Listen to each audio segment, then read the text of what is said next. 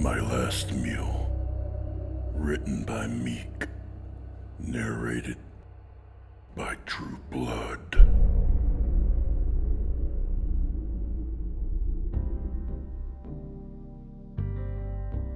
Hell is worse than you think.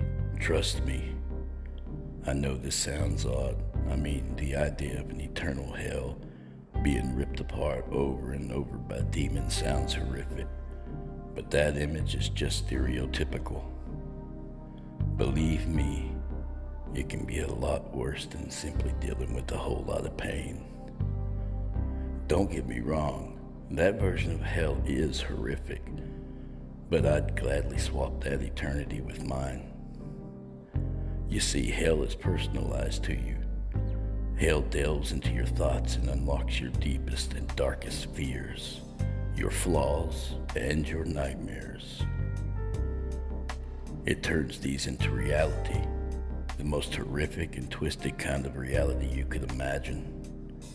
You relive this reality over and over and over. I'm going to describe my own version of hell to you, seeing as though I cannot know for sure what others have experienced. Throughout my life, I was a criminal. I've robbed many banks in my time. I've even murdered a few people in the process. Not that I wanted to. They simply got in the way. There was something about stealing that gave me a burst of adrenaline. And this adrenaline felt good. It made me feel alive, unstoppable almost. Even as a child, I have vague memories of stealing sweets from my local convenience store, pocketing them, and quietly sneaking out, smiling to myself. Back then, I was never detected. In my adulthood as well, I managed to slip away from the police many times.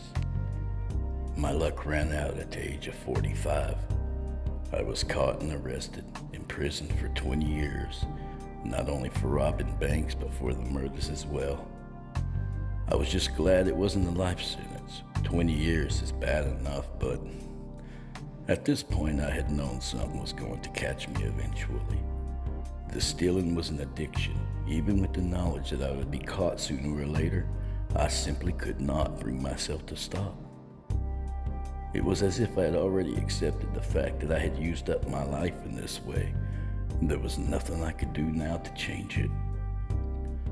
Prison was a horrible experience. I aged into an old man.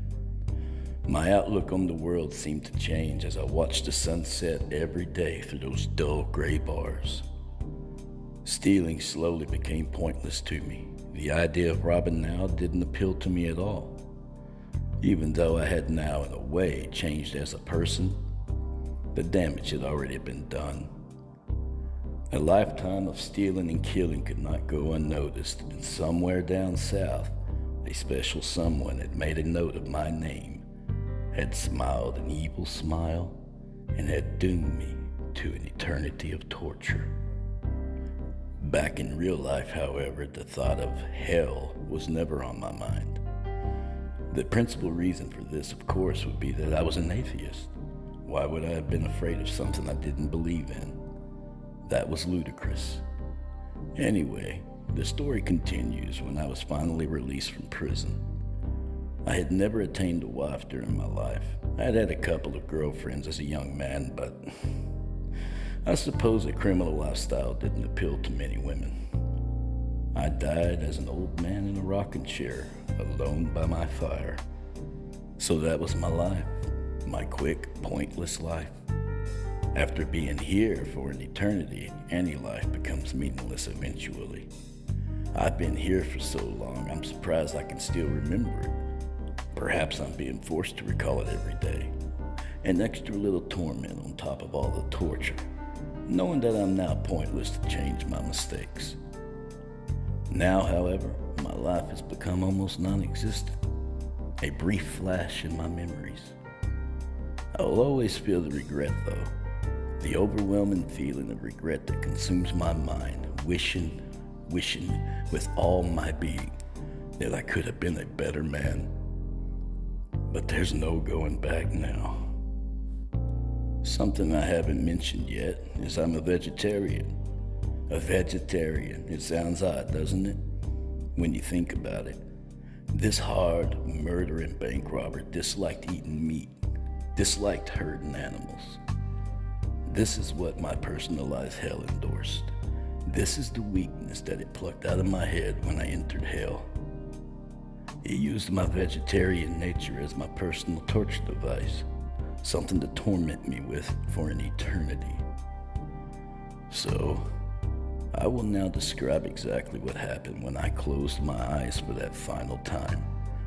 Exactly what happened when I lay back in my rocking chair by the fire, and as a used up old man, closed my eyes forever. I awoke, opened my eyes and breathed in the air. The first thing I noticed is that I felt healthier than I'd felt in years. I felt like a young man again, with new vigor and energy. Sure enough, when I looked down and examined my hands, I noticed that my wrinkles, arthritis, everything had simply gone. At first I had been overjoyed, yelping with happiness, punching the air. I believed that I was in heaven. I had felt better than I had in years, overwhelmed with the feeling of happiness. This temporary feeling subsided slightly when I realized where I was standing. I was in a room, a dark room with bluish walls. The floor and ceiling bore the same characteristics. Dark, cracked brick, which lacked windows, doors, anything. There weren't any lights either, which caught me as odd, seeing as how I could see quite easily, despite being confined in such a sheltered room. "Hello?" I asked out loud. It was then that I noticed a deafening silence, a concrete quiet that made my ears ring. After a while, I began to feel ill, started contemplating all the possible places I could be. Was this heaven? Was this a temporary holding place? Was this hell? I tried to keep myself occupied by feeling along the walls, looking for any sign of a way out. Doing nothing in an empty room would soon have driven me to insanity. Meal 1. A voice rang out, making me jump. It was a low, monotonous voice of a man. It echoed around the empty room. Hello? I said in response, hoping that perhaps someone had come to collect me, hoping that someone had perhaps arrived to take me away from this claustrophobic place. I was wrong, however, for no one appeared. A door didn't open, and no angel came in with a smile to greet me. Instead, a metal platter appeared in the middle of the floor. On it, a piece of cooked meat. A sickness settled in my stomach as I crept over to the plate. It looked like lamb. It was at this point that I hoped I was dreaming. I hoped that I was still an old man in my rocking chair, that I had perhaps simply drifted off to sleep by the fire and was having some sort of vivid nightmare, a very vivid nightmare. I don't eat meat, I whimpered. I was a vegetarian after all. The idea of eating meat was disgusting. Not only the fact that it came from an animal, but also the taste. There was something about it that had never really appealed to me. Something about the idea that an animal was killed to provide me with the meal, that I was chewing on its insides, its muscle. Muscle that perhaps was used by the animal several weeks earlier to potter around the field chewing on grass. Without warning, I suddenly fell to my hands and knees in front of the plate. This shocked me. It felt like I had lost all control of my body, as if something was driving me. So, unable to stop, my hands reached forward and plucked the lamb off the plate. I tried desperately to resist, but my hand stuffed the meat into my mouth. My mouth then started chewing as if by itself. I choked several times, Reeling from the taste I had always been disgusted by. My throat swallowed the dry lamb, and I coughed several times, choking on its dry texture. After it was down, my body was released from control, and I fell backwards onto the cold ground. The platter that had held the meat seemed to melt away into the deep cracks on the floor, trickling away like water. What is this? I shouted. My protest was met with 2 words from the deep-voiced man. Meal 2. I watched the ground in front of me with hushed trepidation. What would appear there? More meat? No, it was worse. After several moments, a small bird appeared, a small robin with closer inspection. It flapped its wings but remained standing, looking at me with its black beady eyes. No! I screamed. I stood up and ran to one wall, pressing my back against it. No! This can't be happening! The small robin simply stared at me, making no effort to fly away. For a fleeting moment, the little bird seemed to look malicious, evil almost. As if the bird was in on all of this nightmare, knowing what was happening to me. It took me a while to realize that my body was moving on its own again. I had pulled myself away from the wall and was now taking footsteps towards the bird. I squinted my eyes shut, hoping to somehow wake up, hoping that this was indeed just a horrifically vivid dream. My eyes, however, were suddenly wrenched open again by some invisible force. I had no control, and I couldn't do anything to stop what happened next. My hand reached forward and picked the robin up. It struggled in my hand, flapped its wings frantically. Unable to stop, my hand slowly moved towards my mouth. The head of the robin slipped between my teeth. I could feel its beak tapping against them, pecking my gums. Without warning, my jaw clenched shut with supernatural force, and the little bird was killed instantly, its neck broken. The blood from its neck oozed into my mouth, the copper taste covering my tongue. I gagged several times, and then my hand proceeded to force the rest of the bird into my mouth, causing me to choke. I began chewing. The bird crunched as I did. Blood oozed from my lips and trickled down my chin, soaking into the top of my shirt. Chewing through the feathers was tough. They became stuck between my teeth. When my throat had swallowed the robin, the control was released from me yet again. I collapsed to the ground, moaning. It was at this point that I began crying, sobbing loudly. A grown man reduced to tears. I retched a couple of times and vomited on the ground, coughed, choked.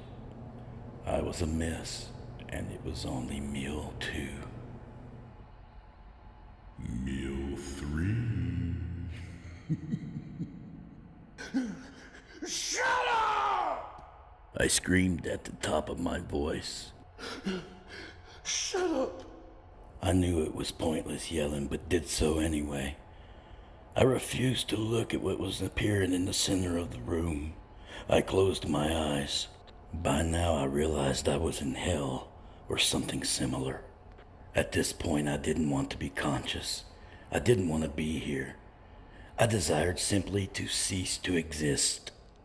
An eternity of nothingness was heaven in comparison to this. Desperate, I covered my eyes with my hands and adopted a fetal position, hoping that somehow I'd be taken away from here, hoping that I would simply lose consciousness. And it was then that I heard it. A bleating noise. I knew without looking that there was a lamb standing in the middle of the room. I screamed. I screamed wordlessly, mindlessly, crazily. I had been in this room, 10 minutes? And I was already bordering on delirium. But there was something inside me that kept me awake. kept me from feeling tired, passing out, dying, and going insane. This was the same force that now had me walking towards the lamb. It was keeping me grounded in the room. And it didn't want me to escape, physically or mentally. I dropped to my knees in front of the animal. My hand slowly reached out and grabbed it around the middle. I brought it up to my face and my teeth plunged into its neck. I must have severed an artery because blood began pumping into my mouth. The lamb bleated frantically, kicking its legs. My arms kept it in place, however, and I drank its blood like a carnivore, being forced to guzzle it. I kept wanting to lose myself to insanity, to get away from this, but something kept bringing me back. Bringing me back again and again. Every time I teetered on the brink of fainting, something would snap me back to my senses. Back into the room where I was forced to experience the torture. My teeth began chewing through his neck. The lamb quietened down. It was dead. My body forced me to eat the lamb whole, crunching through its bones. My teeth were chipped and splintered from the process. My gums were bleeding. Throughout all of this, I kept vomiting all over the half-eaten lamb. I still was unable to stop, however, and simply began eating the vomit-drenched carcass. This in turn made me vomit even more. Throughout this ordeal, I had been crying the entire time, sobbing. When I was finished and released from the control, I slumped backwards onto the floor, moaning like an animal. Moaning in pain, in pure misery. I was covered in blood and bits of bone. Some entrails covered the ground. The stench was horrible, making me gag. I dragged myself away from the pool of blood to one side of the room and leaned my back against the wall. I'm sorry. I cried. I'm sorry. I hoped that somehow my sins would be forgiven due to my sudden apology. That somehow whatever was holding me would become compassionate and free me from this nightmare. In all my time here, however, nothing I have ever uttered has ever been met with any sort of sympathy. The response to my pleas always consists of two words. Two words that have now consumed my life, my thoughts, my existence. Meal 4. The voice sounded once again. I moved my eyes over to the center of the room reluctantly. By now, I was a mess of blood, vomit, tears, and saliva. My teeth were broken and cracked. My gums were torn apart and bleeding. I glanced at what now occupied the center of the room. What I saw made me burst into sobs, into misery-filled sobs. Then I started screaming again, screaming insanely, for what now occupied the center of the room was a human being, an adult man, but not any adult man. It was an exact copy of myself, grinning evilly in my direction. And as I pulled myself up from the wall and slowly approached him for my next meal, as my teeth plunged into his shoulder, the man let out a deep, long laugh.